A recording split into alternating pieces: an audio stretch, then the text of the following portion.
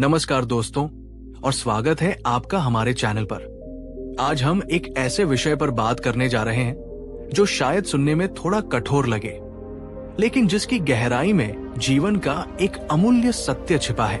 एक ऐसा सत्य जिसे भगवान बुद्ध ने सदियों पहले उजागर किया था और जो आज भी उतना ही प्रासंगिक है।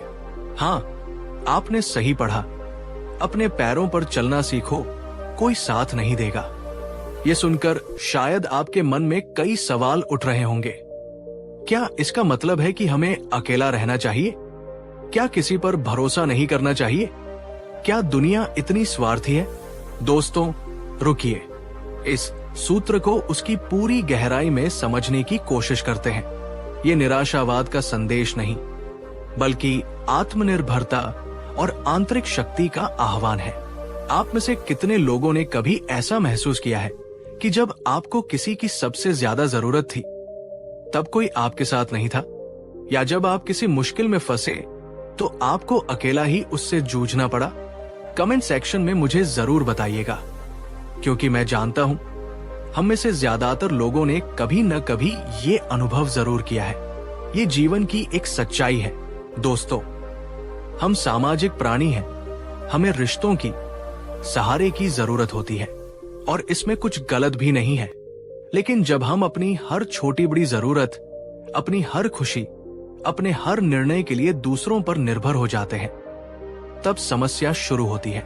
भगवान बुद्ध ने अपने उपदेशों में बार बार आत्मान्वेषण और स्वयं के प्रयासों पर जोर दिया। अप दीपो भव, अर्थात अपने दीपक स्वयं बनो। उनका ये कहना कि कोई साथ नहीं देगा, इसका अर्थ ये नहीं था कि दुनिया में प्रेम, करुणा या सहयोग नहीं है, बल्कि इसका गहरा अर्थ ये था कि आपकी मुक्ति का मार्ग, आपकी आत्म जागृति का मार्ग आपको स्वयं ही तय करना होगा। सोचिए, जब एक बच्चा चलना सीखता है, माता पिता उसे उंगली पकड़ाते हैं, सहारा देते हैं, लेकिन अंततः बच्चे को अपना संतुलन खुद बनाना पड़ता है। अपने नन्हे पैरों पर भरोसा करना सीखना पड़ता है। अगर वो हमेशा सहारे की उम्मीद करे तो कभी आत्मविश्वास से चल नहीं पाएगा। हमारे जीवन में भी यही होता है। लोग आते हैं, कुछ समय के लिए साथ चलते हैं, मार्गदर्शन करते हैं, प्रेम देते हैं, लेकिन हर कदम पर कोई आपकी उंगली थामे रखे, ये संभव नहीं है। हर किसी की अपनी यात्रा है, अपनी प्राथमिकताएं हैं, अपनी सीमाएं हैं। मैं आपको मोहन की कहानी सुनाता हूं। मोहन एक प्रतिभाशाली युवक था, लेकिन उसमें आत्मविश्वास की बहुत कमी थी। वो अपने हर फैसले के लिए अपने दोस्तों या परिवार पर निर्भर रहता था। उसे कौन सा करियर चुनना है, किससे शादी करनी है, कहां निवेश करना है, हर बात के लिए वो दूसरों की सलाह का इंतजार करता। एक बार उसके जीवन में एक बड़ा व्यावसायिक अवसर आया। उसके पास दो रास्ते थे और दोनों में ही जोखिम था। उसने अपने सबसे करीबी दोस्त से सलाह मांगी। दोस्त ने अपने अनुभव के आधार पर एक रास्ता सुझाया। मोहन ने आंख बंद करके उस पर अमल किया। दुर्भाग्य से वो निर्णय गलत साबित हुआ और मोहन को भारी नुकसान हुआ। वो टूट गया, निराश हो गया। उसने अपने दोस्त को दोष दिया, लेकिन उसके दोस्त ने कहा, मोहन, मैंने तो वही बताया जो मुझे सही लगा। अंतिम निर्णय तो तुम्हारा था। तुम्हें अपनी बुद्धि, अपनी समझ का इस्तेमाल करना चाहिए था। उस दिन मोहन को बुद्ध की बात का मर्म समझ आया। कोई आपको सलाह दे सकता है, रास्ता दिखा सकता है, लेकिन उस रास्ते पर चलने का साहस, उस निर्णय की जिम्मेदारी, वो तो आपकी ही होगी। मोहन की कहानी हमें सिखाती है कि दूसरों पर अत्यधिक निर्भरता हमें कमजोर बनाती है। ये हमें अपने विवेक, अपनी अंतरात्मा की आवाज सुनने से रोकती है। बुद्ध कहते हैं, कोई साथ नहीं देगा, तो इसका एक और गहरा पहलू है। ये हमारे अस्तित्व की परम एकाकी सच्चाई की ओर इशारा करता है। हम जन्म अकेले लेते हैं और मृत्यु भी अकेले ही प्राप्त करते हैं।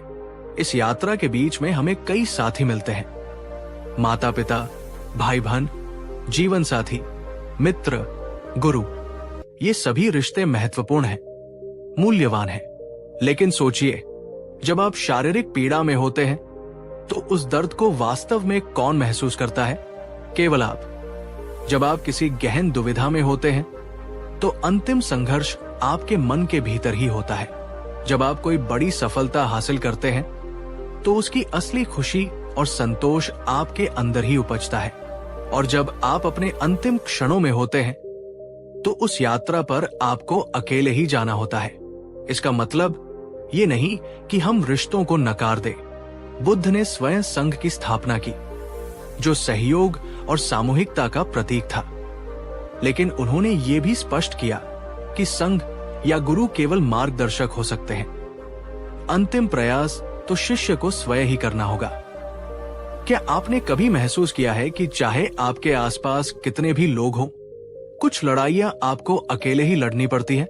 अपने डर से लड़ाई, अपनी इनसिक्योरिटीज से लड़ाई, अपनी बुरी आदतों से लड़ाई। कोई और आपके लिए ये नहीं कर सकता। अगर आप इस बात से सहमत हैं, तो वीडियो को लाइक जरूर करें। ये मुझे बताता है कि हम एक ही धरातल पर सोच रहे हैं। तो सवाल ये उठता है कि अपने पैरों पर चलना कैसे सीखा जाए? ये कोई एक दिन की प्रक्रिया नहीं है दोस्तों, ये निरंतर अभ्यास और आत्मविकास की यात्रा है। सबसे पहले खुद को जाने, अपनी ताकतें, अपनी कमजोरियां, अपने डर, अपनी इच्छाएं। जब आप खुद को समझेंगे तभी आप जान पाएंगे कि आपको किस दिशा में काम करना है। रोजमर्रा के छोटे छोटे निर्णय खुद लेना शुरू करें। क्या पहनना है, क्या खाना है, वीकेंड पर क्या करना है। इन छोटे निर्णयों से आपका आत्मविश्वास बढ़ेगा। जिस भी क्षेत्र में आप आत्मनिर्भर बनना चाहते हैं, उससे संबंधित ज्ञान और कौशल हासिल करें। सीखना कभी बंद न करें। आज के डिजिटल युग में तो ज्ञान आपके फिंगर टिप्स पर है। जब आप खुद निर्णय लेंगे तो गलतियां भी होंगी, उनसे घबराएं नहीं। हर गलती एक सबक है। अपनी गलतियों का विश्लेषण करें, उनसे सीखें और आगे बढ़ें। अपनी भावनाओं को समझना और उन्हें प्रबंधित करना सीखें। सुख दुख, सफलता असफलता, ये जीवन का हिस्सा है। भावनात्मक रूप से मजबूत व्यक्ति किसी भी परिस्थिति का सामना बेहतर तरीके से कर सकता है। ध्यान, मेडिटेशन और माइंडफुलनेस इसमें बहुत सहायक हो सकते हैं। अपने जीवन की, अपने निर्णयों की, अपने कर्मों की जिम्मेदारी खुद लेना सीखें। दूसरों को दोष देने की आदत छोड़ दें। जब आप जिम्मेदारी लेते हैं तो आप अपने जीवन के ड्राइवर बन जाते हैं। दीपा एक घरेलू महिला थी। उसका जीवन अपने पति और बच्चों के इर्द गिर्द ही घूमता था। वो हर छोटी बड़ी चीज के लिए अपने पति पर निर्भर थी। बैंक का काम, बिल भरना, बाहर जाना, यहां तक कि अपने लिए कुछ खरीदना भी। एक दिन अचानक उसके पति का देहांत हो गया। दीपा की दुनिया जैसे उजड़ गई। उसे लगा अब उसका कोई सहारा नहीं रहा। शुरुआती सदमे और दुख के बाद उसे एहसास हुआ कि उसे अपने बच्चों के लिए जीना है और इसके लिए उसे मजबूत बनना होगा। उसने धीरे धीरे घर से बाहर निकलना शुरू किया। बैंक के काम खुद निपटाए, बच्चों के स्कूल की जिम्मेदारियां संभाली। उसने सिलाई का एक छोटा सा कोर्स किया और घर से ही काम शुरू कर दिया। शुरुआत में बहुत मुश्किलें आई, कई बार हताश भी हुई, लेकिन हर चुनौती ने उसे कुछ नया सिखाया। धीरे धीरे उसमें आत्मविश्वास आने लगा। वो अब किसी पर निर्भर नहीं थी। उसने न केवल अपने परिवार को संभाला, बल्कि अपनी एक पहचान भी बनाई। एक दिन उसने अपनी डायरी में लिखा, आज मुझे बुद्ध की वो बात समझ आई, अपने पैरों पर चलना सीखो। मेरे पति मेरा सबसे बड़ा सहारा थे, लेकिन उनके जाने के बाद जब मैंने खुद चलना सीखा तो मुझे अपनी ही शक्ति का एहसास हुआ। कोई हमेशा साथ नहीं देता, लेकिन हमारी आंतरिक शक्ति हमेशा हमारे साथ रहती है। दीपा की कहानी हमें दिखाती है कि विपरीत परिस्थितियां भी हमें आत्मनिर्भर बनने का अवसर दे सकती है। जरूरत है तो बस उस आंतरिक शक्ति को जगाने की। अब कुछ लोग ये सोच सकते हैं कि क्या आत्मनिर्भर होने का मतलब है कि हमें किसी की मदद नहीं लेनी चाहिए या किसी की मदद नहीं करनी चाहिए? बिल्कुल नहीं। बुद्ध का संदेश अलगाव या अहंकार का नहीं था। आत्मनिर्भरता का अर्थ ये नहीं है कि आप दुनिया से कट जाएं। इसका अर्थ है कि आप अपनी खुशी, अपनी शांति और अपने अस्तित्व के लिए किसी और के मोहताज न बने। एक आत्मनिर्भर व्यक्ति दूसरों के साथ स्वस्थ और संतुलित रिश्ते बना सकता है। वो मदद लेता भी है और देता भी है, लेकिन ये सब मजबूरी या निर्भरता से नहीं, बल्कि प्रेम, करुणा और सहयोग की भावना से होता है। सोचिए, एक ऐसा पेड़ जो अपनी जड़ों पर मजबूती से खड़ा है, वो दूसरों को छाया भी दे सकता है और खुद भी तूफानों का सामना कर सकता है। लेकिन अगर पेड़ की जड़ें ही कमजोर हो तो वो न खुद खड़ा रह पाएगा, न किसी और को सहारा दे पाएगा। हमें वैसा ही मजबूत पेड़ बनना है। तो दोस्तों, आज हमने बुद्ध के इस गहरे संदेश को समझने की कोशिश की। ये संदेश हमें डराने के लिए नहीं, बल्कि हमें जगाने के लिए है। आज से ही कोई एक छोटा सा निर्णय पूरी तरह से खुद ले, बिना किसी से पूछे, बिना किसी की सलाह पर पूरी तरह निर्भर हुए। अपनी किसी एक कमजोरी को पहचाने और उसे दूर करने के लिए पहला कदम उठाएं। कोई नया कौशल सीखें, कोई बुरी आदत छोड़ने का संकल्प लें। हर रात सोने से पहले 5 मिनट शांत बैठकर अपने दिन का अवलोकन करें। आपने क्या अच्छा किया, क्या सीख सकते हैं, ये आत्मचिंतन आपको खुद से जोड़ेगा। याद रखिए, ये यात्रा अकेले की जरूर है, लेकिन इसका मतलब ये नहीं कि आप अकेले हैं। आपके अंदर अनंत शक्ति का स्रोत है। आपकी आत्मा में वह प्रकाश है जो आपको रास्ता दिखा सकता है। बुद्ध ने कहा था, तुम स्वयं अपने शरण हो। जब आप अपने पैरों पर चलना सीख जाते हैं तो आप न केवल अपनी मंजिल तक पहुंचते हैं, बल्कि दूसरों को भी प्रेरित करते हैं। आप ज्यादा स्वतंत्र, ज्यादा आत्मविश्वासी और ज्यादा शांतिपूर्ण जीवन जीते हैं। कोई हमेशा आपका हाथ थाम कर नहीं चलेगा, और यही सबसे बड़ा आशीर्वाद है, क्योंकि इसी से आपको अपनी वास्तविक क्षमता का पता चलता है। मुझे उम्मीद है कि आज की ये चर्चा आपके लिए उपयोगी रही होगी। आपके क्या विचार हैं इस विषय पर? आपने अपने जीवन में आत्मनिर्भरता को कैसे अनुभव किया है? नीचे कमेंट सेक्शन में अपने अनुभव और विचार जरूर साझा करें। मैं आपके कमेंट्स पढ़ता हूं और उनसे सीखता भी हूं। अगर आपको यह वीडियो पसंद आया हो तो इसे लाइक करें, अपने दोस्तों और परिवार के साथ शेयर करें जिन्हें शायद इस संदेश की जरूरत हो। और हां, अगर आप ऐसे ही प्रेरणादायक और विचारोत्तेजक विषयों पर और वीडियो देखना चाहते हैं तो हमारे चैनल को सब्सक्राइब करना न भूलें और बेल आइकॉन भी दबा दें, ताकि आपको हमारे नए वीडियो की सूचना मिलती रहे। याद रखिएगा, आपका सबसे बड़ा सहारा आप खुद है। अपने भीतर की उस शक्ति को पहचानिए, उस पर भरोसा कीजिए और अपने पैरों पर चलना सीखिए। कहानी 2, क्या आपने कभी महसूस किया है कि जब जीवन मुश्किल में होता है तो अचानक सब दूर हो जाते हैं? जब आंसू आंखों में होते हैं तो कोई कंधा पास नहीं होता। जब दिल टूटता है तो हर आवाज खामोश हो जाती है, और तब हम बस यही सोचते रह जाते हैं, क्या मैं अकेला हूं? तो आइए आज सुनते हैं बुद्ध की एक ऐसी कहानी जिसमें उन्होंने यही कहा, अपने पैरों पर चलना सीखो, कोई साथ नहीं देगा। वीडियो को लाइक जरूर कीजिए अगर आप भी कभी जिंदगी में अकेलेपन से गुजरे हैं, और नीचे कमेंट करके बताइए, क्या आप इस सीख से खुद को जोड़ पाते हैं? वत्स, अपने पैरों पर चलना सीखो, क्योंकि अंत तक कोई और तुम्हारा साथ नहीं देगा। ये सुनकर शायद थोड़ी ठेस लगे, थोड़ी उदासी हो, लेकिन यकीन मानिए, इस कड़वे सत्य में ही जीवन की सबसे बड़ी शक्ति और आजादी छिपी है। वीडियो को लाइक जरूर कीजिए अगर आप भी कभी जिंदगी के किसी मोड़ पर अकेलेपन के इस एहसास से गुजरे हैं, या अगर आप उस शक्ति को पाना चाहते हैं जो आपको किसी भी परिस्थिति में अटूट बना दे। और नीचे कमेंट करके बताइए, क्या आप बुद्ध की इस गहरी सीख से खुद को, अपने अनुभवों को जोड़ पाते हैं? आपकी कहानी दूसरों को भी हिम्मत दे सकती है। बहुत समय पहले की बात है, जेतवन विहार में, जहां बुद्ध अपने शिष्यों को धर्म का उपदेश दे रहे थे। वातावरण में एक दिव्य शांति और गंभीरता थी। तभी उस शांति को चीरती हुई एक निराश और हताश युवक की आवाज आई। वो बुद्ध के चरणों में गिर पड़ा।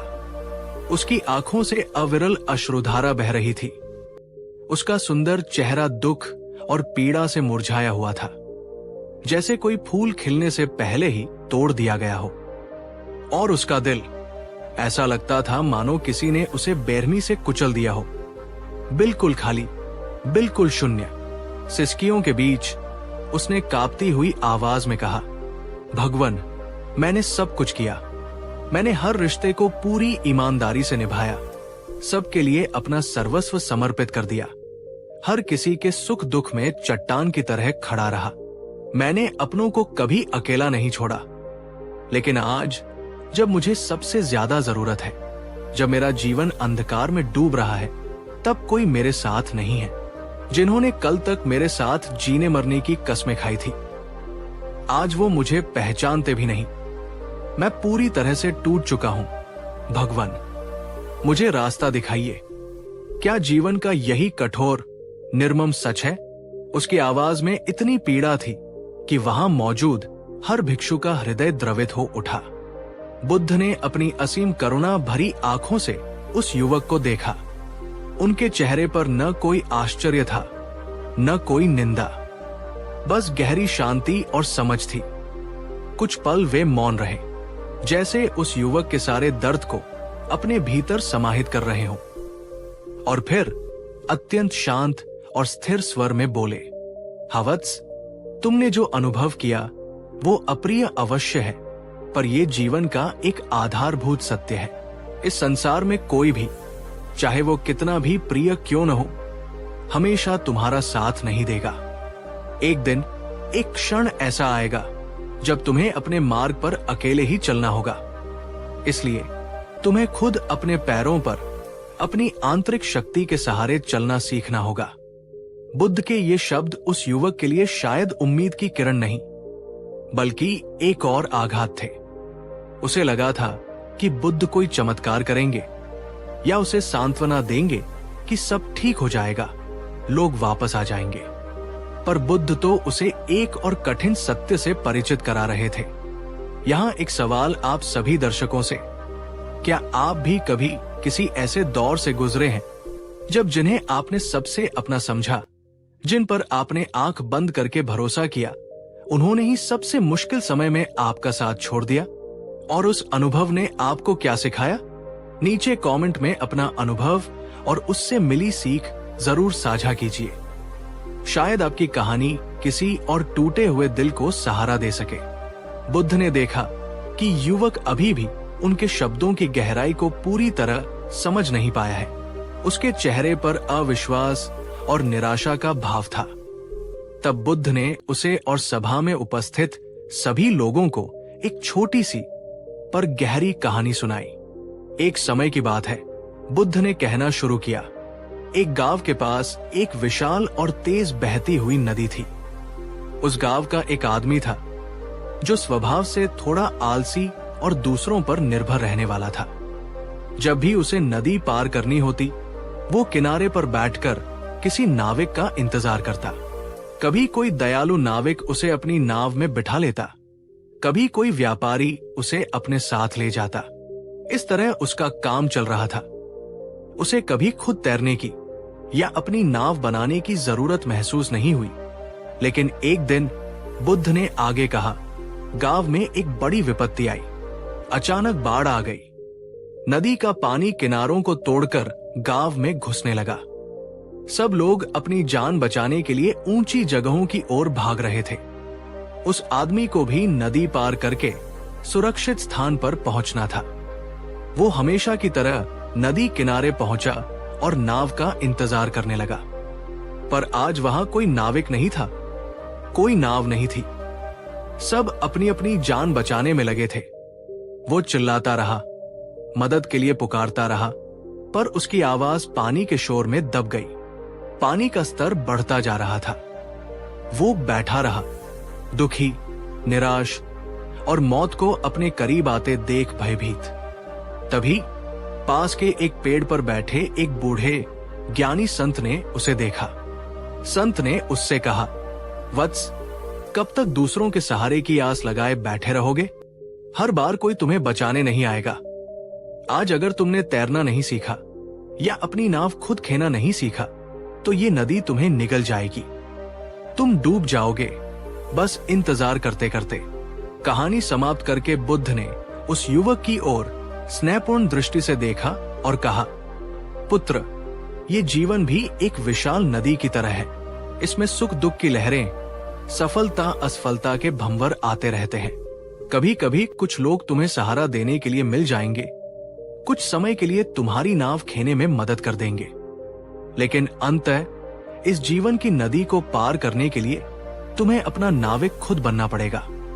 तुम्हें अपने भीतर वो शक्ति, वो कौशल विकसित करना होगा जो तुम्हें हर तूफान का सामना करने में सक्षम बनाए। बुद्ध के इन शब्दों में एक अजीब सी शांति थी जो युवक के अशांत मन को धीरे धीरे छू रही थी।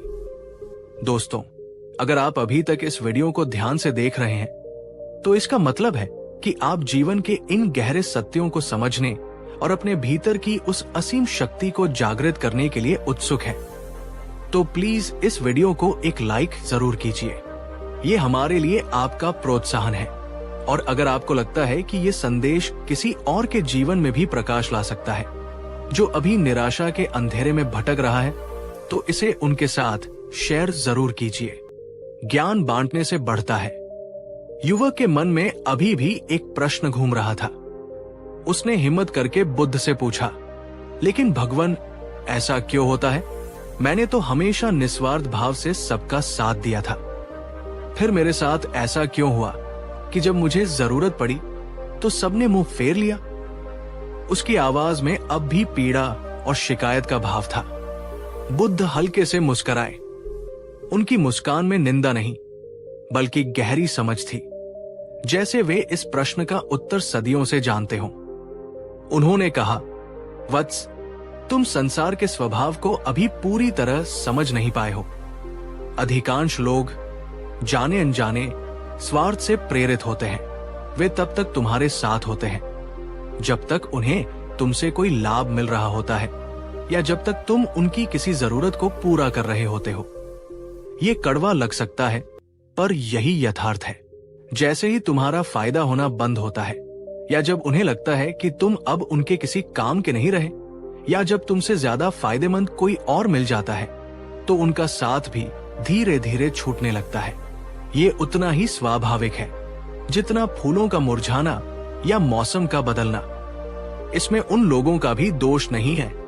वत्स, ये मानवीय प्रकृति का एक हिस्सा है, अज्ञानता का परिणाम है। वे स्वयं भी इसी चक्र में फंसे हुए हैं। वे भी दूसरों से वैसी ही अपेक्षाएं रखते हैं और वैसे ही निराश होते हैं। इसलिए बुद्धिमान वह है जो इस सत्य को शीघ्र समझ ले और किसी से स्थायी सहारे की झूठी उम्मीद न पाले, जो शुरू से ही आत्मनिर्भर बनना सीख ले, जो अपनी खुशी और अपनी शांति के लिए दूसरों पर निर्भर न रहे, वही अंततः सच्चे सुख को प्राप्त करता है। बुद्ध के इन शब्दों ने युवक को झकझोर दिया। वो सोचने लगा, क्या सच में रिश्ते इतने खोखले होते हैं? क्या प्रेम और मित्रता सिर्फ लेन देन का नाम है? आप क्या सोचते हैं प्रिय दर्शकों? क्या बुद्ध की ये बात आज के समय में और भी ज्यादा प्रासंगिक नहीं हो गई है? क्या आज की इस भागदौड़ भरी भौतिकवादी दुनिया में बिना किसी स्वार्थ के कोई रिश्ता टिक पाता है? या फिर निस्वार्थ प्रेम और सच्ची मित्रता आज भी मौजूद है, बस उसे पहचानने की जरूरत है? नीचे कमेंट करके अपनी राय, अपने अनुभव हमारे साथ जरूर साझा कीजिए। ये एक महत्वपूर्ण चर्चा है। बुद्ध ने देखा कि युवक अब गहरे चिंतन में डूब गया है। उन्होंने अपनी बात को और स्पष्ट करते हुए कहा, वत्स, जो व्यक्ति अपनी पहचान दूसरों की आंखों में ढूंढता है, जो अपनी कीमत दूसरों की तारीफों या आलोचनाओं से आंकता है, वो हमेशा अस्थिर और दुखी रहता है। वो हवा में उड़ते पत्ते की तरह होता है, जिसे कोई भी झोंका कहीं भी उड़ा ले जा सकता है। दूसरों के सहारे चलने वाला व्यक्ति वैसा ही है जैसे कोई बैसाखी के सहारे चल रहा हो। जब तक बैसाखी साथ है, वो चलता रहता है, पर जैसे ही बैसाखी हटती है वो गिर पड़ता है।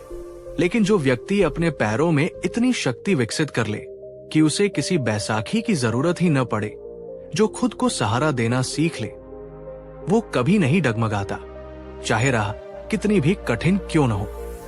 फिर बुद्ध ने उन अमर शब्दों का उच्चारण किया जो उनकी शिक्षाओं का सार है और जो सदियों से लाखों करोड़ों लोगों को प्रेरणा देते आए हैं। अब दीपो भव, इसका अर्थ है स्वयं अपने दीपक बनो, स्वयं अपने प्रकाश बनो, स्वयं अपनी शरण बनो। उन्होंने आगे समझाया, जैसे अंधेरी रात में एक दीपक अपने आसपास के अंधकार को दूर कर देता है और रास्ता दिखाता है, उसी प्रकार तुम्हें भी अपने भीतर ज्ञान, विवेक और आत्मबल का दीपक जलाना होगा। बाहर से कोई प्रकाश हमेशा नहीं आएगा। तुम्हें अपने भीतर के प्रकाश से ही अपने जीवन का मार्ग आलोकित करना होगा। ये सुनकर युवक के शरीर में जैसे एक नई ऊर्जा का संचार हुआ। अप दीपो भव, ये शब्द उसके हृदय में गहरे उतर गए। प्रिय मित्रों, अगर बुद्ध के ये शक्तिशाली शब्द अप दीपो भव आपके दिल को भी छू गए हों, अगर इन्होंने आपके अंदर भी एक नई उम्मीद जगाई हो, तो इस वीडियो को एक लाइक जरूर कीजिए। ये आपके संकल्प का प्रतीक होगा। और नीचे कमेंट में पूरे विश्वास के साथ लिखिए, मैं खुद अपना दीपक बनूंगा, या अप दीपो भव। इन शब्दों को बार बार दोहराइए, इन्हें अपनी चेतना का हिस्सा बना लीजिए। युवक ने हाथ जोड़कर बुद्ध से पूछा, भगवान, आपके वचन सत्य है। मैं समझ गया कि मुझे आत्मनिर्भर बनना होगा, लेकिन मैं तो पूरी तरह से टूटा हुआ हूं। मुझमें इतनी शक्ति कहाँ कि मैं खुद अपना दीपक बन सकूं? कृपा करके मुझे बताएं, मैं इस आत्मनिर्भरता की यात्रा की शुरुआत कैसे करूं? बुद्ध ने अत्यंत स्नेह से उसकी ओर देखा और मुस्कुराते हुए कहा, वत्स, हर लंबी यात्रा पहले कदम से ही शुरू होती है और आत्मनिर्भरता की यात्रा का पहला कदम है आत्मन्वेषण, खुद से कुछ महत्वपूर्ण प्रश्न पूछना। उन्होंने कहा, शांत चित्त से बैठकर पूरी ईमानदारी से खुद से ये सवाल करो, क्या मैं अपना जीवन दूसरों की सहमति या असहमति पर जी रहा हूं? क्या मैं कोई भी निर्णय लेने से पहले ये सोचता हूं कि लोग क्या कहेंगे? ये प्रश्न तुम्हें तुम्हारी बाहरी निर्भरता का आईना दिखाएगा। क्या मुझे अकेले चलने से, अकेले रहने से, अकेले निर्णय लेने से डर लगता है? क्या मैं हमेशा किसी के साथ, किसी के सहारे की तलाश में रहता हूं? ये प्रश्न तुम्हारे भीतर छिपे भय को उजागर करेगा। क्या मैंने कभी सच में खुद को समझने की कोशिश की है? अपनी असली शक्तियों को, अपनी कमजोरियों को, अपनी सच्ची इच्छाओं को, अपने जीवन के वास्तविक उद्देश्य को? ये प्रश्न तुम्हें आत्मज्ञान की ओर प्रेरित करेगा। मैं किन चीजों या किन लोगों पर अपनी खुशी और शांति के लिए निर्भर हूं? क्या होगा अगर वे चीजें या लोग मुझसे दूर हो जाएं? ये प्रश्न तुम्हारी आसक्तियों को पहचानने में मदद करेगा। बुद्ध ने कहा, जब तुम इन सवालों के जवाब बिना किसी लागल पेट के पूरी सच्चाई के साथ खोजना शुरू कर दोगे, तो समझ लेना कि आत्मनिर्भरता की राह पर तुम्हारा पहला कदम पड़ चुका है।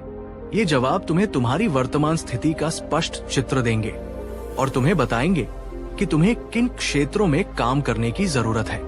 ये सुनकर युवक को लगा जैसे उसे एक दिशा मिल गई हो। उसे समझ आने लगा कि समस्या बाहर नहीं, बल्कि उसके अपने अंदर है, उसकी अपनी सोच और आदतों में है। बुद्ध ने अपनी बात को आगे बढ़ाते हुए सभा में उपस्थित सभी लोगों को संबोधित करते हुए कहा, ये एक विचित्र विडंबना है कि लोग दूसरे क्या सोचेंगे या लोग क्या कहेंगे, ये सोचते सोचते अपनी पूरी जिंदगी बिता देते हैं और अंततः मर भी जाते हैं। पर वे स्वयं अपने बारे में क्या सोचते हैं, उनकी अपनी आत्मा क्या चाहती है, ये वे कभी सोचते ही नहीं, कभी जानने का प्रयास ही नहीं करते। जिस समाज का, जिन लोगों का तुम इतना भय करते हो, वे स्वयं भी उसी भय से ग्रस्त हैं। हर कोई दूसरों को खुश करने की, दूसरों की नजरों में अच्छा बनने की दौड़ में लगा हुआ है और इस प्रक्रिया में वे अपने असली स्वरूप को खोते जा रहे हैं। लेकिन जो व्यक्ति अपने पैरों पर मजबूती से खड़ा होता है, जो आत्मविश्वासी होता है, वो दूसरों की क्षणिक निगाहों, उनकी अस्थिर राय से नहीं डरता। वो जानता है कि हर किसी को खुश करना असंभव है। वो सिर्फ अपनी आत्मा की आवाज सुनता है, अपने विवेक का अनुसरण करता है और वही करता है जो उसे नैतिक रूप से सही लगता है, भले ही पूरी दुनिया उसके खिलाफ क्यों न हो जाए। याद रखो, जब तुम अपनी आत्मा की आवाज को अनसुना करके दूसरों को खुश करने की कोशिश करते हो, तो तुम सबसे पहले खुद को धोखा देते हो, अपनी आत्मा का हनन करते हो। प्रिय दर्शकों, ये एक बहुत ही गहरा सवाल है जो हम सबको खुद से पूछना चाहिए। क्या आप भी दूसरों की सोच, समाज के दबाव या लोकलाज के डर से अपने सपनों को, अपनी इच्छाओं को, अपनी सच्चाई को दबाते हैं? या फिर आप में इतनी हिम्मत है कि आप दुनिया की परवाह किए बिना अपनी आत्मा की आवाज सुनकर सच्चाई के साथ अपना जीवन जी सके? नीचे कमेंट में पूरी ईमानदारी से बताइए, मैं अब और डरूंगा नहीं, मैं अपनी सच्चाई जीऊंगा। या यदि आप अभी भी इस डर से जूझ रहे हैं, तो वो भी साझा करें। हम सब एक दूसरे से सीख सकते हैं। बुद्ध ने उस युवक की ओर मुड़कर, जिसने अपनी व्यथा सुनाई थी, पुनः कहा, वत्स, तुमने कहा कि जब तुम्हें जरूरत थी तो कोई तुम्हारे साथ नहीं था। ये सुनकर तुम्हें दुख हुआ, तुम टूट गए, लेकिन क्या तुमने कभी इस स्थिति को एक अलग दृष्टिकोण से देखने की कोशिश की? जब सब कुछ ठीक चल रहा होता है, जब हमारे आसपास लोगों की भीड़ होती है, जब हर कोई हमारी तारीफ कर रहा होता है, तब हम अक्सर एक मुखौटा पहने रहते हैं। हम वो दिखाने की कोशिश करते हैं जो हम नहीं हैं या जो लोग देखना चाहते हैं।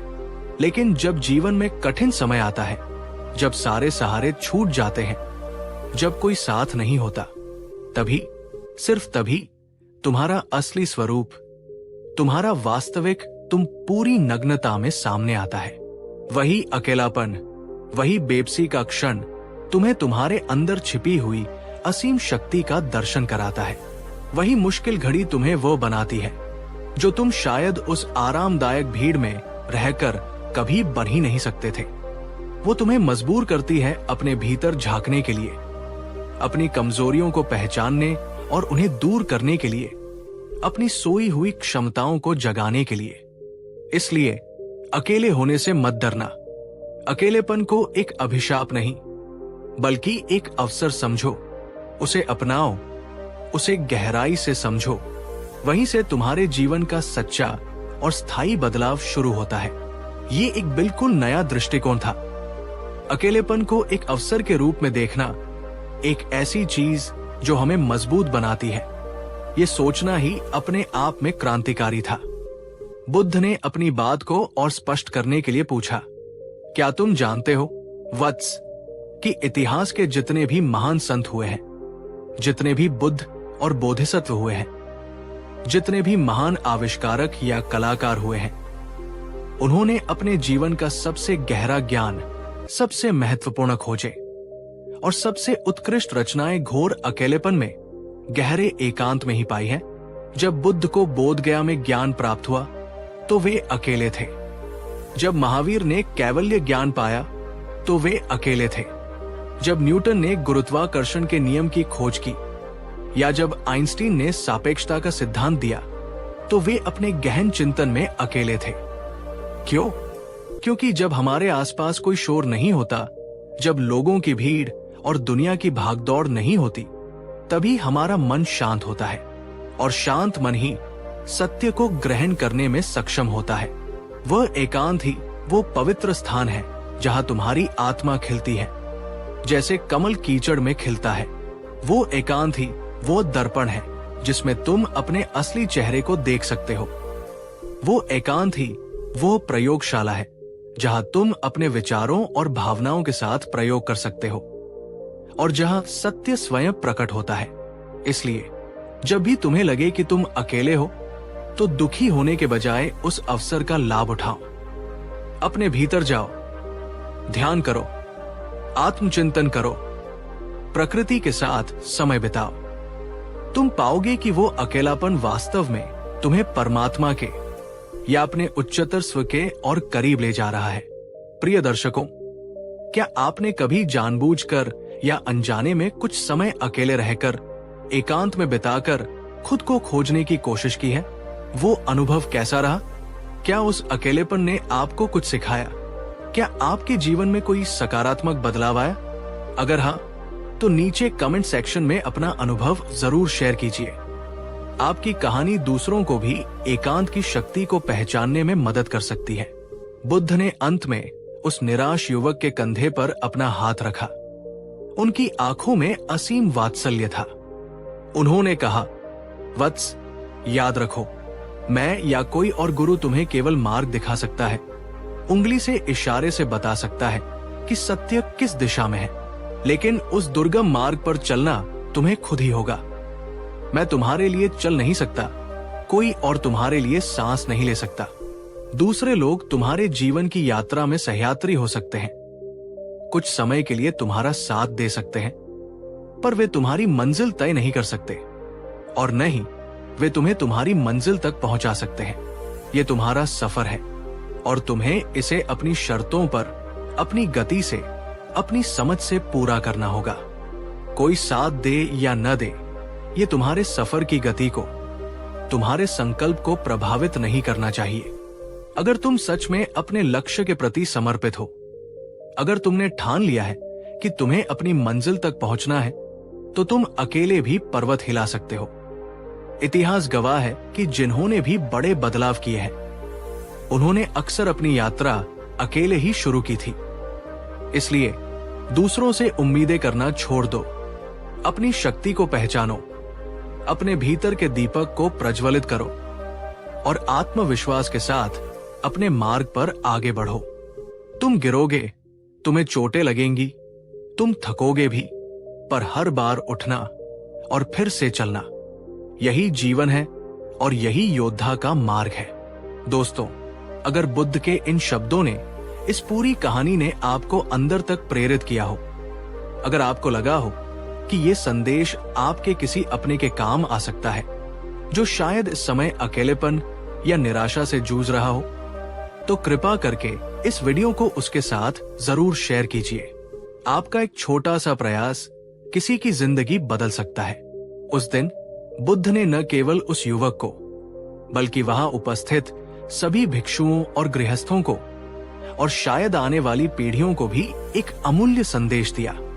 उन्होंने सभा को संबोधित करते हुए कहा, ये संसार अनित्य है, परिवर्तनशील है, यहाँ सब कुछ बदलता रहता है। परिस्थितियां, लोग, रिश्ते, भावनाएं। आज जो सुख है, कल वो दुख में बदल सकता है। आज जो अपने हैं, कल वे पराये हो सकते हैं। ये संसार की प्रकृति है, इसे स्वीकार करो। लेकिन इन सब बदलते हुए नजारों के बीच एक चीज है जो स्थिर रह सकती है, एक चीज है जो तुम्हारी अपनी है, और वो है तुम्हारी आत्मा, तुम्हारा आत्मज्ञान, तुम्हारा सत्य, तुम्हारा साहस और तुम्हारा आत्मसम्मान। इसलिए अपने पैरों पर चलना सीखो। अपनी खुशियों का रिमोट कंट्रोल दूसरों के हाथों में मत दो। जब तक तुम बाहरी सहारों को ढूंढते रहोगे, जब तक तुम दूसरों से अपनी कीमत आंकते रहोगे, तब तक तुम वास्तव में कभी चल ही नहीं पाओगे। तुम हमेशा दूसरों की दया पर, दूसरों की मर्जी पर निर्भर रहोगे। ये गुलामी है, स्वतंत्रता नहीं। लेकिन जिस दिन तुम अपने अंदर की शक्ति पर विश्वास करके अकेले चलने का साहस जुटा लोगे, जिस दिन तुम ये समझ जाओगे कि तुम स्वयं में पूर्ण हो, तुम्हें किसी और की जरूरत नहीं है तुम्हें पूरा करने के लिए, उस दिन देखना ये संसार खुद तुम्हारे लिए रास्ता बनाने लगेगा। बाधाएं अवसर बन जाएंगी और अकेलापन आत्म साक्षात्कार का माध्यम। युवक अब शांत था, उसके आंसू थम चुके थे, उसके चेहरे पर एक नई आभा थी, दुख की नहीं, बल्कि एक गहरी समझ और एक नए संकल्प की। उसने बुद्ध के चरणों में प्रणाम किया और आत्मनिर्भरता के मार्ग पर चलने का निश्चय किया। और अब प्रिय दर्शकों, आपसे एक आखिरी सवाल। क्या बुद्ध की इस गहरी शिक्षा को सुनने और समझने के बाद आज से, इसी क्षण से आप अपने जीवन की कमान अपने सुख दुख की जिम्मेदारी पूरी तरह से अपने ही हाथों में लेने को तैयार हैं? क्या आप बाहरी सहारों की तलाश छोड़कर अपने भीतर के दीपक को जलाने के लिए तैयार हैं? अगर हाँ, तो नीचे कमेंट में पूरे जोश और विश्वास के साथ लिखिए, हाँ, अब मैं अपने दम पर जीऊंगा जीऊंगी, या अब दीपो भव, मैं तैयार हूं। आपका ये संकल्प ब्रह्मांड में एक शक्तिशाली ऊर्जा भेजेगा। अगर ये वीडियो आपके दिल को छू गया हो, अगर इसने आपको कोई नई दिशा दी हो, तो इसे दिल से लाइक कीजिए। इसे उन सभी लोगों के साथ शेयर कीजिए जिन्हें आप प्यार करते हैं और जिन्हें आप मानसिक रूप से मजबूत देखना चाहते हैं। और अगर आप ऐसी ही गहरी और जीवन बदलने वाली कहानियां और बुद्ध की शिक्षाएं और भी देखना सुनना चाहते हैं, तो हमारे चैनल इनर विजडम या आपके चैनल का जो भी नाम हो को सब्सक्राइब करना मत भूलिए। और हाँ, उस घंटी वाले आइकन को भी जरूर दबा दीजिए, ताकि अगली बार जब हम बुद्ध की कोई और गूढ़ सीख, कोई और प्रेरणादायक कहानी लेकर आएं, तो वो आपसे छूटे नहीं और आप आत्मज्ञान के इस सफर में हमारे साथ बने रहें। अपने दीपक स्वयं बनो। गौतम बुद्ध, अकेले चलने का साहस ही सच्ची स्वतंत्रता की ओर पहला कदम है। कभी महसूस किया है उस जलती हुई आग को अपने अंदर? वो तपिश जो आपके दिलो दिमाग को झुलसा देती है, वो बेचैनी जो आपकी रातों की नींद और दिन का चैन छीन लेती है, एक ऐसी भावना जो पल भर में आपके सबसे प्यारे रिश्तों में दरार डाल सकती है, आपके सालों की मेहनत पर पानी फेर सकती है और आपको खुद अपनी ही नजरों में गिरा सकती है।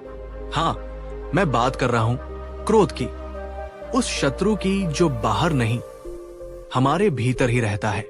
नमस्कार दोस्तों, एक बार फिर आपका स्वागत है हमारे चैनल पर, जहां हम जीवन की जटिल गुत्थियों को बुद्ध की सरल और शाश्वत शिक्षाओं के माध्यम से सुलझाने का प्रयास करते हैं। आज हम एक ऐसे विषय पर चर्चा करने जा रहे हैं जो हम सभी के जीवन का एक अभिन्न और अक्सर एक बहुत ही चुनौतीपूर्ण हिस्सा है। हम बात करेंगे बुद्ध के उन उपदेशों की जो हमें सिखाते हैं कि क्रोध हमारा सबसे बड़ा शत्रु क्यों है और कैसे हम इस शत्रु पर विजय पाकर सच्ची शांति और खुशी प्राप्त कर सकते हैं। ये यात्रा थोड़ी कठिन हो सकती है, क्योंकि ये हमें अपने ही अंदर झांकने और अपनी कमजोरियों का सामना करने के लिए प्रेरित करेगी। लेकिन यकीन मानिए, इस यात्रा का अंत बहुत सुखद और शांतिपूर्ण होगा। इसलिए इस वीडियो को अंत तक जरूर देखिएगा, क्योंकि बुद्ध की हर कहानी, हर शिक्षा में वो शक्ति है जो हमारे जीवन को रूपांतरित कर सकती है। वीडियो शुरू करने से पहले एक छोटा सा अनुरोध। अगर आप मानते हैं कि बुद्ध की शिक्षाएं आज भी हमारे जीवन में शांति और संतुलन ला सकती हैं, तो इस वीडियो को एक लाइक जरूर करें। आपका ये छोटा सा कदम हमें और भी ऐसी प्रेरणादायक सामग्री बनाने का हौसला देता है। और हाँ, नीचे कमेंट करके हमें ये जरूर बताइए, क्या आपने कभी महसूस किया है कि क्रोध ने आपसे कुछ ऐसा करवा दिया जिसका आपको बाद में बहुत पछतावा हुआ? आपके अनुभव हमें एक दूसरे से जुड़ने और सीखने में मदद करते हैं। बुद्ध ने क्रोध को एक ऐसी विनाशकारी अग्नि के समान बताया है जो सबसे पहले उसी व्यक्ति को जलाती है जिसके मन में ये उत्पन्न होती है, और बाद में अपने आसपास के वातावरण को भी भस्म कर देती है। बुद्ध कहते हैं, क्रोध को पाले रखना किसी और पर फेंकने के इरादे से एक जलते हुए कोयले को अपने हाथ में पकड़े रहने जैसा है। अंततः तुम खुद ही जलते हो। सोचिए इस बात की गहराई को। जब हम किसी पर क्रोधित होते हैं, तो हम उस व्यक्ति को सजा देना चाहते हैं, उसे चोट पहुंचाना चाहते हैं, लेकिन उस प्रक्रिया में हम सबसे पहले खुद को ही पीड़ा पहुंचाते हैं। हमारा रक्तचाप बढ़ जाता है, हमारी हृदय गति तेज हो जाती है, हमारे शरीर में हानिकारक रसायन उत्पन्न होते हैं और हमारी मानसिक शांति भंग हो जाती है। हम उस व्यक्ति के बारे में सोचते रहते हैं, अपने मन में काल्पनिक झगड़े करते रहते हैं और अपनी ही ऊर्जा को नष्ट करते रहते हैं। एक बार की बात है, एक भिक्षु था जो स्वभाव से बहुत शांत और विनम्र था, लेकिन एक दिन किसी अन्य भिक्षु ने सबके सामने उसका अपमान कर दिया। उस भिक्षु के मन में क्रोध की एक लहर उठी। उसने तुरंत कोई प्रतिक्रिया नहीं दी, लेकिन वो अपमान उसके मन में घर कर गया। वो रात भर सो नहीं सका। बार बार वही अपमानजनक शब्द उसके कानों में गूंजते रहे। उसका मन बेचैन था, उसका शरीर तप रहा था। अगले दिन जब वो बुद्ध के पास गया तो उसका चेहरा मुरझाया हुआ था और आंखों में अशांति थी। बुद्ध ने उसे देखकर पूछा, वत्स, क्या बात है? तुम इतने अशांत क्यों लग रहे हो? भिक्षु ने सारी घटना बताई और कहा, भगवान, मैं उस भिक्षु को क्षमा नहीं कर पा रहा हूं। मेरे मन में उसके प्रति बहुत क्रोध है। बुद्ध मुस्कुराए और बोले, वत्स, जरा सोचो, वो भिक्षु तो अपनी बात कहकर शायद भूल भी गया होगा और शांति से सो रहा होगा, लेकिन तुम उसके शब्दों को अपने मन में रखकर रात भर जलते रहे, खुद को पीड़ा देते रहे। तो बताओ, सजा किसे मिल रही है, उसे या तुम्हें? उस भिक्षु को बुद्ध की बात समझ आ गई। उसे एहसास हुआ कि क्रोध को पालकर वो खुद अपना ही नुकसान कर रहा था। दोस्तों, क्या आपके साथ भी कभी ऐसा हुआ है जब किसी की कही बात या किसी का किया हुआ व्यवहार आपके मन में कांटे की तरह चुभ गया हो और आप दिनों, हफ्तों या महीनों तक उस क्रोध की आग में जलते रहे हो? उस समय आपको कैसा महसूस हुआ? क्या उससे आपकी सेहत पर, आपके काम पर या आपके रिश्तों पर कोई बुरा असर पड़ा? नीचे कमेंट में अपने अनुभव साझा करें। ये समझने में मदद करेगा कि हम सब इस भावना से कैसे जूझते हैं। यदि हमें क्रोध पर विजय पानी है तो सबसे पहले हमें ये समझना होगा कि ये उत्पन्न कहां से होता है। बुद्ध ने क्रोध के कई मूल कारणों की पहचान की। जब हमारे अहंकार को ठेस पहुंचती है, जब कोई हमारी बात नहीं मानता, जब हमें लगता है कि हमारा अपमान हुआ है या जब हमारी इच्छा के अनुसार चीजें नहीं होती, तो क्रोध जन्म लेता है। हमारा मैं आहत महसूस करता है और प्रतिक्रिया स्वरूप क्रोध प्रकट होता है। एक राजा था जिसे अपने ज्ञान और शक्ति पर बहुत घमंड था। यदि कोई दरबारी उसकी बात से असहमत होता तो वो तुरंत क्रोधित हो जाता था। उसका अहंकार उसे दूसरों के विचारों को स्वीकार करने से रोकता था। जब हम दूसरों से या परिस्थितियों से बहुत अधिक अपेक्षाएं रखते हैं और वे अपेक्षाएं पूरी नहीं होती तो हमें निराशा होती है और ये निराशा अक्सर क्रोध में बदल जाती है। हम सोचते हैं, उसे ऐसा करना चाहिए था या ऐसा क्यों नहीं हुआ जैसा मैंने सोचा था। एक मां अपने बेटे से उम्मीद करती थी कि वो उसकी हर बात मानेगा। जब बेटा अपनी मर्जी से कुछ करता तो मां क्रोधित हो जाती थी क्योंकि उसकी अपेक्षाएं टूट गई थी। कई बार क्रोध भय का ही एक रूप होता है। जब हम किसी चीज से डरते हैं, अपनी नौकरी खोने का डर, किसी रिश्ते के टूटने का डर, अपनी इज्जत खोने का डर, तो हम उस डर को छिपाने के लिए या उस स्थिति से बचने के लिए क्रोध का सहारा लेते हैं। एक कर्मचारी जिसे डर था कि उसका बॉस उसे नौकरी से निकाल देगा, वो बॉस की हर छोटी मोटी बात पर चिड़चिड़ाने और गुस्सा करने लगा था ताकि उसका डर सामने ना आए। जब हमें लगता है कि हमारे साथ या किसी और के साथ अन्याय हो रहा है तो स्वाभाविक रूप से क्रोध आता है। ये क्रोध कई बार सकारात्मक भी हो सकता है यदि वो हमें अन्याय के खिलाफ आवाज उठाने के लिए प्रेरित करे, लेकिन यदि ये अनियंत्रित हो जाए तो विनाशकारी बन जाता है। चीजों को उनके सही परिप्रेक्ष्य में न देख पाना, दूसरों की मजबूरियों या दृष्टिकोण को न समझ पाना और हर बात को व्यक्तिगत रूप से लेना भी क्रोध का एक बड़ा कारण है। हम ये नहीं समझ पाते कि हर किसी का अपना संघर्ष है, अपनी सीमाएं हैं।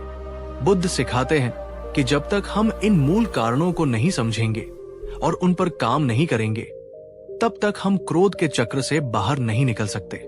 दोस्तों, जरा रुककर सोचिए, जब आपको पिछली बार गुस्सा आया था तो उसके पीछे असली कारण क्या था?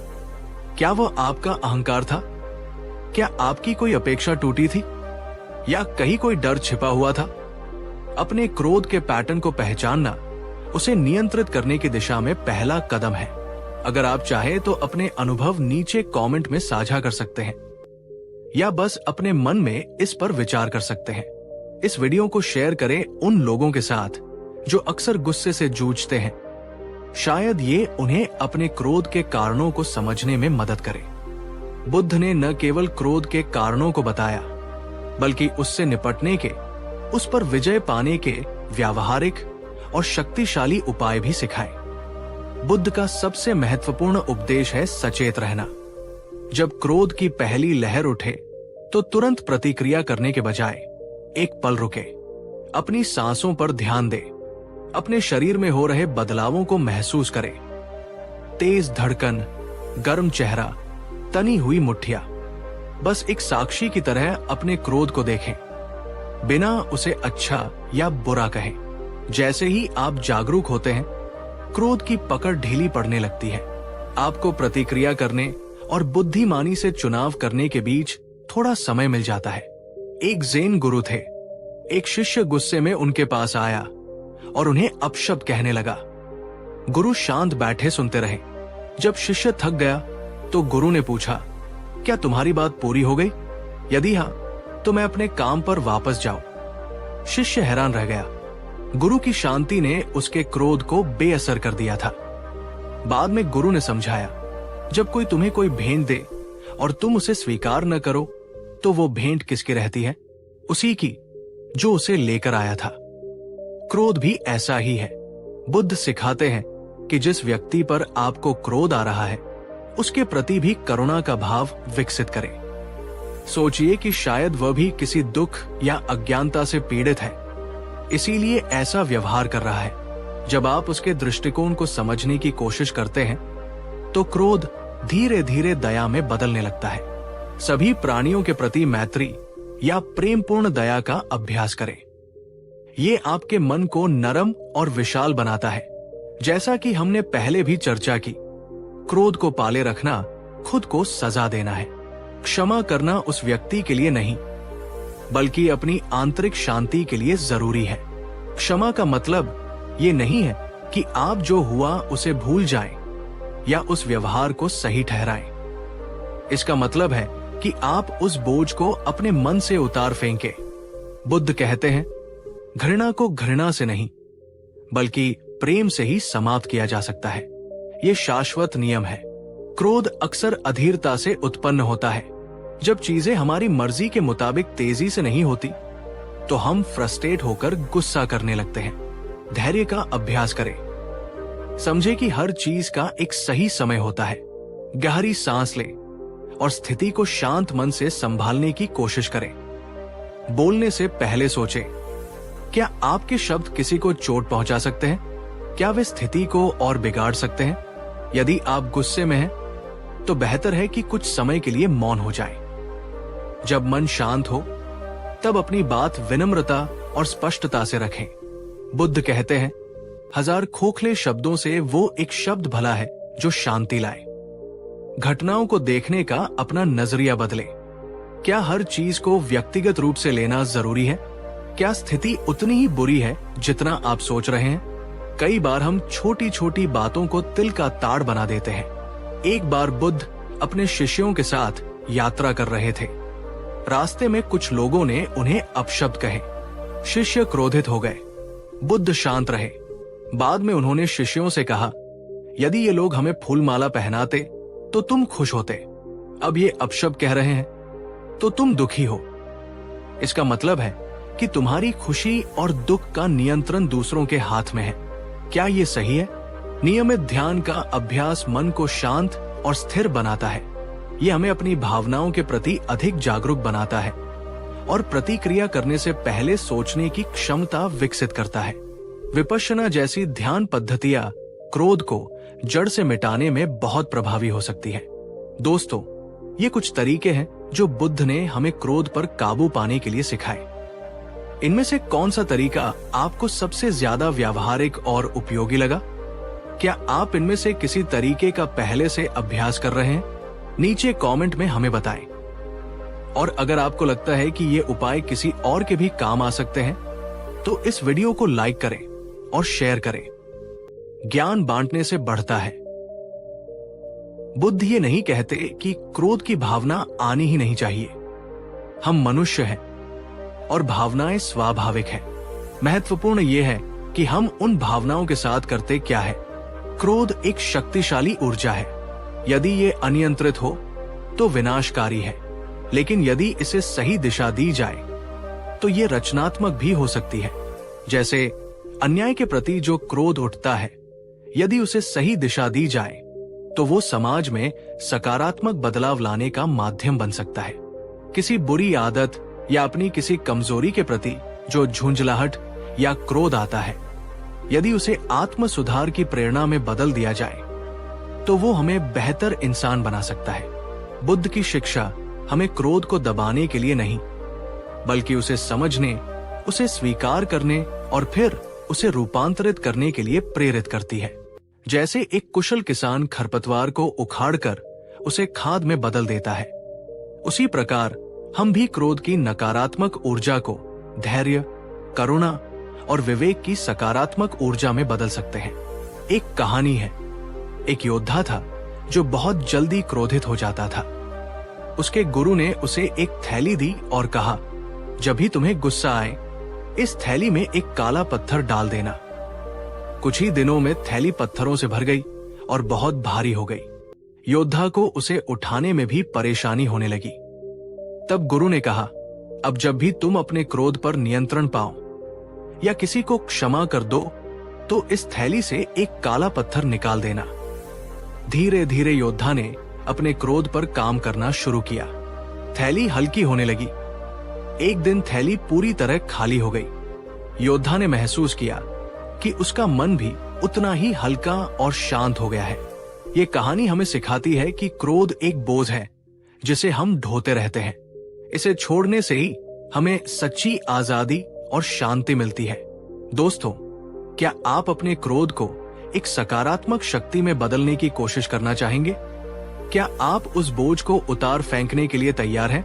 नीचे कमेंट में लिखिए, मैं अपने क्रोध को शांति में बदलूंगी। ये एक छोटा सा संकल्प आपके जीवन में बहुत बड़ा बदलाव ला सकता है। कल्पना कीजिए एक ऐसे जीवन की जहां आपके मन में क्रोध की अग्नि नहीं जलती, जहां छोटी छोटी बातें आपको विचलित नहीं करती, जहां आपके रिश्ते प्रेम और समझ से भरे हैं, जहां आप हर परिस्थिति का सामना शांत और स्थिर मन से कर पाते हैं। ये कोई काल्पनिक सपना नहीं है दोस्तों, ये बुद्ध द्वारा दिखाया गया मार्ग है जो क्रोध पर विजय पाकर प्राप्त किया जा सकता है। जब हम क्रोध से मुक्त होते हैं तो हमारी सेहत बेहतर होती है, क्योंकि हम तनाव और नकारात्मक भावनाओं से बचते हैं। हमारे रिश्ते मधुर और गहरे होते हैं, क्योंकि हम जल्दबाजी में कठोर शब्द नहीं बोलते और दूसरों को समझने की कोशिश करते हैं। हमारी निर्णय लेने की क्षमता बढ़ती है, क्योंकि हमारा मन शांत और स्पष्ट होता है। हम अधिक रचनात्मक और उत्पादक बनते हैं, क्योंकि हमारी ऊर्जा नकारात्मकता में व्यर्थ नहीं होती। और सबसे महत्वपूर्ण, हम सच्ची आंतरिक शांति और खुशी का अनुभव करते हैं। बुद्ध स्वयं शांति और करुणा की प्रतिमूर्ति थे। उनके जीवन में अनेक ऐसे प्रसंग आए जब लोगों ने उनका अपमान किया, उन्हें हानि पहुंचाने की कोशिश की, लेकिन वे सदैव अविचलित और शांत रहे। उनका जीवन ही क्रोध पर विजय का सबसे बड़ा उदाहरण है। उनका चचेरा भाई देवदत्त उनसे ईर्ष्या करता था और उसने कई बार बुद्ध को मारने का षड्यंत्र रचा। एक बार उसने बुद्ध पर एक पागल हाथी छुड़वा दिया। सभी भिक्षु डरकर भाग गए, लेकिन बुद्ध शांत खड़े रहे और उस हाथी पर मैत्रीपूर्ण दृष्टि डाली। बुद्ध की असीम मैत्री और शांति के प्रभाव से वो पागल हाथी भी उनके चरणों में शांत होकर बैठ गया। ये है क्रोध पर विजय की शक्ति। ये है आंतरिक शांति की शक्ति। दोस्तों, बुद्ध की ये शिक्षाएं हमें एक बेहतर, शांत और खुशहाल जीवन जीने का मार्ग दिखाती है।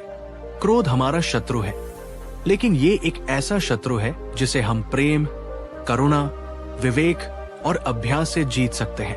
अगर आपको ये वीडियो प्रेरणादायक लगा हो, अगर इसने आपको अपने क्रोध को समझने और उस पर काम करने की एक नई दृष्टि दी हो, तो कृपया इस वीडियो को लाइक करना न भूलें और नीचे कमेंट में हमें जरूर बताएं कि आप आज से अपने क्रोध को नियंत्रित करने के लिए कौन सा एक कदम उठाएंगे। इस महत्वपूर्ण संदेश को अपने दोस्तों, अपने परिवार और उन सभी लोगों के साथ शेयर करें जो आपको लगता है कि इस शिक्षा से लाभान्वित हो सकते हैं। शायद आपका एक शेयर किसी के जीवन में शांति का बीज बो दे। तो दोस्तों, बुद्ध ने हमें यह सिखाया कि क्रोध हमारे भीतर का अंधकार है और आत्मज्ञान, करुणा और सचेतनता का प्रकाश ही इस अंधकार को दूर कर सकता है। क्रोध पर विजय पाना एक दिन का काम नहीं है, ये एक निरंतर साधना है, एक सतत प्रयास है। लेकिन हर छोटा कदम हमें उस परम शांति के और करीब ले जाता है। याद रखिए बुद्ध के शब्द, तुम अपने क्रोध के लिए दंड नहीं पाओगे, तुम अपने क्रोध द्वारा दंड पाओगे। तो चलिए आज से हम सब ये संकल्प ले, मैं अपने मन का स्वामी बनूंगी। मैं क्रोध की अग्नि को करुणा के जल से शांत करूंगी और अपने जीवन को शांति, प्रेम और आनंद से भर दूंगी। आप क्या सोचते हैं? क्या हम सब मिलकर अपने भीतर और अपने आसपास की दुनिया को थोड़ा और शांतिपूर्ण बना सकते हैं? अपने विचार नीचे कमेंट में हमारे साथ जरूर साझा करें। अगर आप बुद्ध की शिक्षाओं और जीवन को बेहतर बनाने वाले ऐसे ही और वीडियो देखना चाहते हैं तो हमारे चैनल को सब्सक्राइब करें और बेल आइकन दबाना न भूलें ताकि हमारी कोई भी नई प्रस्तुति आपसे छूट न जाए। इस ज्ञान यात्रा में हमारे साथ बने रहने के लिए आपका हृदय से धन्यवाद। आपका जीवन क्रोध मुक्त हो, शांतिमय हो और आनंद से परिपूर्ण हो। नमस्कार दोस्तों, एक बार फिर आपका तहे दिल से स्वागत है हमारे चैनल पर, जहां हम बुद्ध की कालजयी शिक्षाओं के प्रकाश में जीवन की पहेलियों को समझने का प्रयास करते हैं। आज हम एक ऐसी समस्या पर बात करने जा रहे हैं जो आधुनिक जीवन की देन भी है और शायद सबसे बड़ी चुनौती भी। हम बात करेंगे बुद्ध के उन गहन उपदेशों की जो हमें सिखाते हैं कि हमारी अधिकांश चिंताएं क्यों व्यर्थ है, कैसे हम वर्तमान क्षण में जीकर इस बोझ से मुक्त हो सकते हैं और कैसे वर्तमान को साध कर भविष्य को अपने आप संवार सकते हैं। ये यात्रा आपको अपने विचारों के जाल से बाहर निकालकर जीवन की वास्तविकता के और करीब लाएगी। ये आपको सिखाएगी कि सच्ची शांति और खुशी कल में नहीं बल्कि आज, अभी, इसी पल में मौजूद है। तो मेरे साथ इस यात्रा पर चलिए और इस वीडियो को अंत तक जरूर देखिएगा, क्योंकि बुद्ध की हर बात, हर कहानी में वो कुंजी छिपी है जो चिंता के तालों को खोल सकती है। वीडियो शुरू करने से पहले एक छोटी सी गुजारिश, अगर आप मानते हैं कि बुद्ध की शिक्षाएं हमें एक अधिक शांत और सार्थक जीवन जीने में मदद कर सकती हैं, तो इस वीडियो को एक लाइक जरूर करें। यह आपका प्रोत्साहन हमें ऐसी और सामग्री लाने के लिए प्रेरित करता है। और हाँ, नीचे कमेंट करके हमें ये जरूर बताइए, आपकी सबसे बड़ी चिंता क्या है जो अक्सर आपके मन पर हावी रहती है। अपने विचारों को साझा करने से हम सभी को ये समझने में मदद मिलती है कि हम इस यात्रा में अकेले नहीं हैं। बुद्ध ने चिंता को मन की एक ऐसी अवस्था बताया है जो या तो अतीत में अटकी रहती है या भविष्य में भटकती रहती है, लेकिन वर्तमान से कोसों दूर होती है। बुद्ध कहते हैं, अतीत पर ध्यान मत दो, भविष्य के सपने मत देखो, अपने मन को वर्तमान क्षण पर केंद्रित करो। यही खुशी का रास्ता है। जरा सोचिए, हमारी अधिकांश चिंताएं किस बारे में होती हैं? या तो हम अतीत में हुई किसी घटना, किसी गलती, किसी नुकसान पर पछतावा कर रहे होते हैं। काश मैंने ऐसा न किया होता, काश वैसा हो गया होता। ये अतीत जो अब बदल नहीं सकता, हमारे आज को भी बोझिल बना देता है। या फिर हम भविष्य को लेकर चिंतित रहते हैं, कल क्या होगा, क्या मैं सफल हो पाऊंगा, कहीं कुछ बुरा न हो जाए। ये भविष्य जो अभी आया ही नहीं और जिसके बारे में हम कुछ भी निश्चित रूप से नहीं जानते, हमारे मन में डर और असुरक्षा पैदा करता है। एक बार एक धनी व्यापारी बुद्ध के पास आया। वो बहुत चिंतित और परेशान था। उसने कहा, भगवान, मेरे पास सब कुछ है, धन, संपत्ति, परिवार, फिर भी मैं हमेशा चिंतित रहता हूं। मुझे डर लगता है कि कहीं मेरा व्यापार ठप न हो जाए, कहीं मेरे बच्चे गलत रास्ते पर न चले जाएं, कहीं मेरी सेहत खराब न हो जाए। मैं एक पल भी शांति से नहीं जी पाता। बुद्ध मुस्कुराए और उससे पूछा, वत्स, क्या तुम उस नदी को देखते हो जो हमारे आश्रम के पास बह रही है? व्यापारी ने कहा, हाँ भगवन। बुद्ध ने कहा, क्या तुम उस पानी को रोक सकते हो जो बह चुका है, या उस पानी को पहले ही अपने पास ला सकते हो जो अभी स्रोत से निकला भी नहीं? व्यापारी ने कहा, नहीं भगवन, ये तो असंभव है। बुद्ध ने कहा, ठीक इसी प्रकार तुम्हारा मन है वत्स।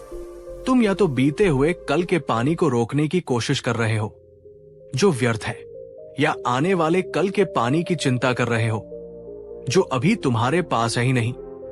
तुम उस पानी को भूल रहे हो जो अभी इसी क्षण तुम्हारे सामने से बह रहा है। वर्तमान क्षण, और जीवन इसी वर्तमान क्षण में है। वो व्यापारी बुद्ध की बात की गहराई को समझ गया।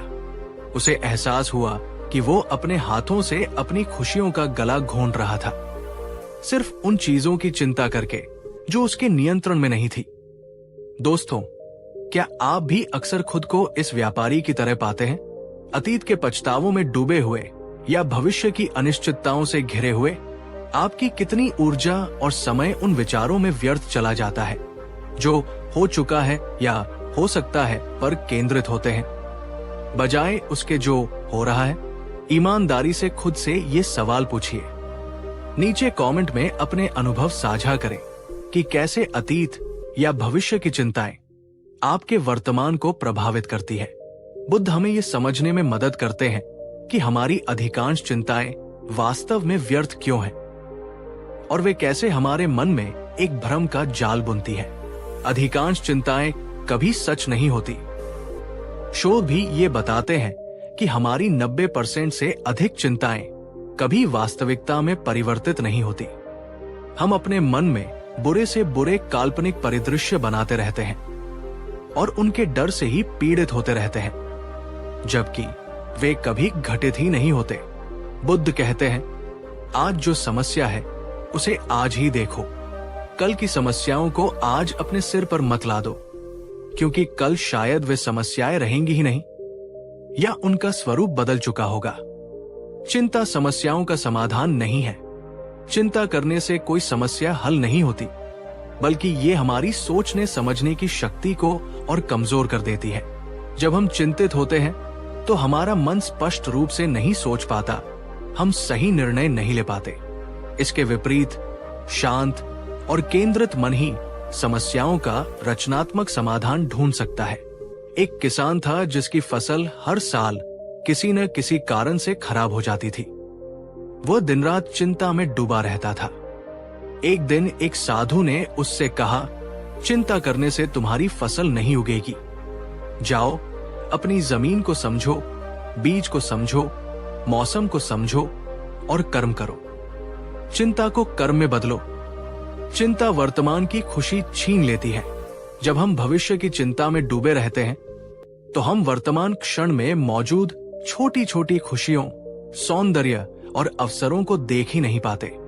हमारा मन कहीं और होता है और जीवन हमारे सामने से गुजर जाता है। आप अपने परिवार के साथ बैठे हैं, लेकिन आपका मन ऑफिस की किसी मीटिंग की चिंता में है। आप सुंदर प्रकृति का आनंद ले रहे हैं, लेकिन आपका मन किसी आने वाले बिल की चिंता में है। इस तरह हम हर पल को अधूरा जीते हैं। चिंता हमारे नियंत्रण से बाहर की चीजों पर केंद्रित होती है।